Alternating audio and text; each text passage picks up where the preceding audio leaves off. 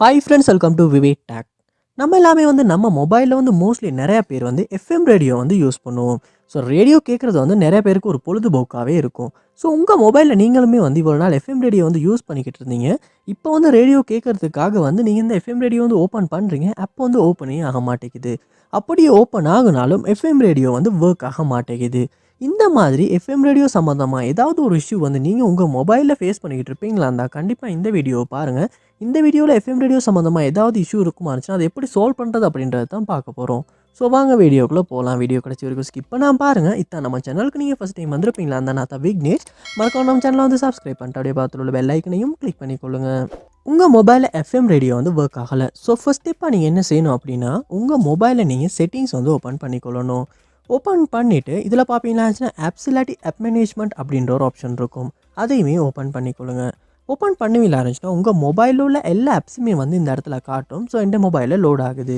So load ஆகின பிறகு இதில் search பண்ண நீங்கள் எஃப்எம் ரேடியோ அப்படின்றத சர்ச் பண்ணுவீங்களா இருந்துச்சுன்னா எஃப்எம் ரேடியோ இந்த இடத்துல காட்டும்.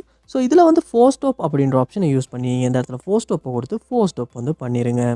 பண்ணிவிட்டு இந்த இடத்துல ஸ்டோரேஜ் அப்படின்ற ஒரு ஆப்ஷனும் காட்டும். ஸோ அதை கொடுத்துட்டு கிளியர் கேஷை கொடுத்துக்கொள்ளுங்க. கொடுத்துட்டு அப்படியே கிளியர் டேட்டாவும் கொடுத்துக்கொள்ளுங்க. கொடுத்துட்டு திரும்ப எஃப்எம் ரேடியோ ஓப்பன் பண்ணி ஒர்க் ஆகுதா இல்லையா அப்படின்றத செக் பண்ணி பாருங்கள். சம்டைம்ஸ் இப்படி கிளியர் டேட்டா பண்ணுறதன் மூலமாகவே இந்த இஷ்யூ நம்மளால் சால்வ் பண்ணிக்கொள்ள முடியும். அதோட நெக்ஸ்ட் ஸ்டெப் அவங்க மொபைலில் செட்டிங்ஸ் ஓப்பன் பண்ணிடுங்க. ஓப்பன் பண்ணிட்டு அதில் சிஸ்டம் அப்படின்ற ஒரு ஆப்ஷன் இருக்கும். அது கொடுத்துட்டு இதில் சாஃப்ட்வேர் அப்டேட் அப்படின்ற ஒரு ஆப்ஷனும் இருக்கும். ஸோ அதை கொடுத்துக்கொள்ளுங்க.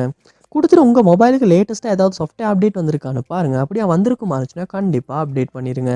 சம்டைம்ஸ் நம்ம சாஃப்ட்வேர் அப்டேட் பண்ணாமல் பழைய வெர்ஷன் யூஸ் பண்ணிக்கிறதுனாலுமே ஏதாவது ஒரு இஷ்யூனால் இந்த சாஃப்ட்வேர் அப்டேட்னால் எஃப்எம் ரேடியோ ஒர்க் ஆகாமல் இருக்கிறதுக்கான சான்ஸ் இருக்குது. அதனால் நீங்கள் சாஃப்ட்வேர் அப்டேட்டும் பண்ணிவிட்டும் ஒருக்க செக் பண்ணி பாருங்கள்.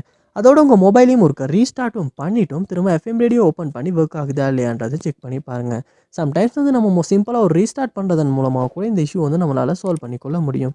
ஸோ கண்டிப்பாக இந்த ஸ்டெப்ஸ் எல்லாத்தையுமே ட்ரை பண்ணி பாருங்கள். இந்த வீடியோ உங்களுக்கு ரொம்ப யூஸ்ஃபுல்லாக இருந்துச்சாலே அப்படின்றத கமெண்ட் பாக்ஸில் கமெண்ட் பண்ணுங்கள். இது போல் நிறைய வீடியோ பார்க்கணுன்னா கண்டிப்பாக நம்ம சேனலை சப்ஸ்கிரைப் பண்ணுங்கள். அப்படியே பார்த்துட்டு பெல் ஐக்கனையும் கிளிக் பண்ணிக்கொள்ளுங்கள். தேங்க்யூ.